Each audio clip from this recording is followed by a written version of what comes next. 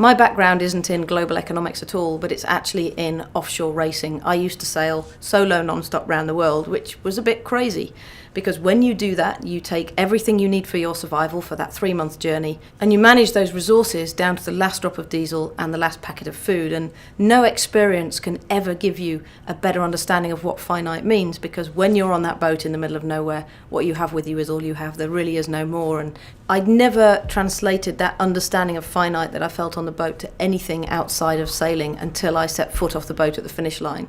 And I suddenly realised our global economy is no different. It too is dependent on finite resources that we fire through the economy. And since the Industrial Revolution, our speed of use of those resources, which are ultimately finite, has gone up and up and up. A good way to understand the circular economy is to compare it to our current predominantly linear economy, whereby today we take a material out of the ground, we make something out of it, and then ultimately that product that gets made out of it gets thrown away. And we do recycle some of the material from it, but ultimately it's designed for a linear system. Ultimately that product will come to the end of its life. And the circular economy is a fundamentally different economic model. It's taking the entire global economy, looking at it through a different lens and saying, how can we valorize our economy to a higher level? So never at any point would anything made within a circular economy become waste. Everything would be designed so the materials within them can ultimately be valorized, but they can also be kept at their highest utility at all times. A ton of food waste could turn into $6 of heat, $18 of fertilizer and $26 of electricity.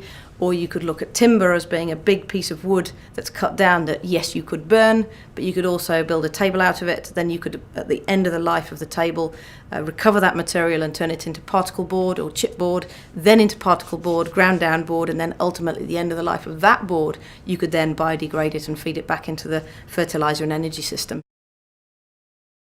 One of the things that really struck me on my journey of learning was just looking at basic resource prices. Look at the commodity indexes of the last 100 years. We saw that price come down for a century, and then in just 10 years those raw material price decreases were just wiped out. The problem is those prices have more volatility in them than we've ever seen before in history. And a figure that really struck me was that between January 2011 and January 2012, your average European car manufacturer saw a raw material price increase of 500 million euros. Now that's something they have no control over, and in order to make money, they have to buy new raw materials, they need to make vehicles and sell them. And so much of the strategy around protecting companies from resource volatility was around being efficient. And you talk to chief executives and they'd say, our goal is to be more efficient with the way we make our products. So we use 10% less material, we use 10% less energy every year. That's to make us less exposed to those volatile prices. But actually, if you pan that out 10 years, does that mean that in 10 years you make nothing with nothing and have no employment? That does buy you time, which of course is vital in the transition. But the fascinating fact for me was in the transition to what could actually work.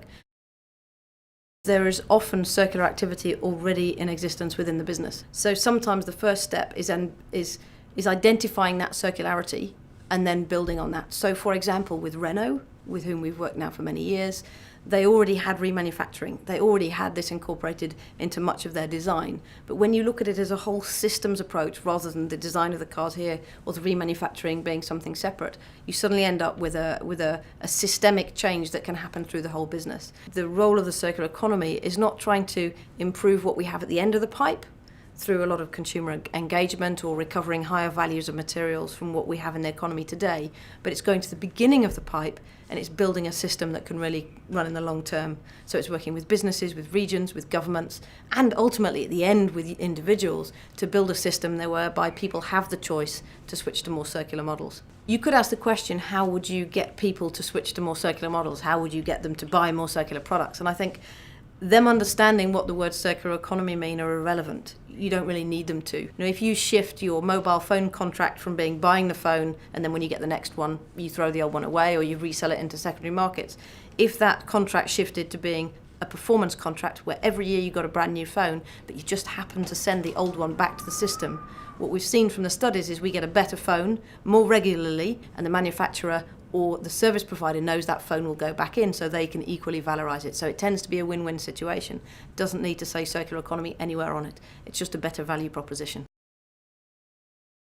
I think some interesting things to bear in mind if you're looking at shifting your business from linear to more circular. One would be, what circular activity already exists within your business. And in most cases we've looked into, that already exists, and how can you build on that and communicate on that throughout the business so people understand the direction of the business. Another question would be, how resilient is your business in a world where we have more price volatility than we've ever seen before in history? And indeed, what is your opinion on how circularity can make you a more resilient business and can isolate you through having those resources, having those products cycling at a higher level within the business? I think systemic change within the business, so bring all the parties on board. This can't just be a question to discuss with the design team, but it's the marketing team, it's the financing team, it's everyone within that business. People just seem to understand that. They understand the reorientation of the business, they understand it delivers more value, and that really helps people to get on board the understanding that this is systemic change, it's not just one department.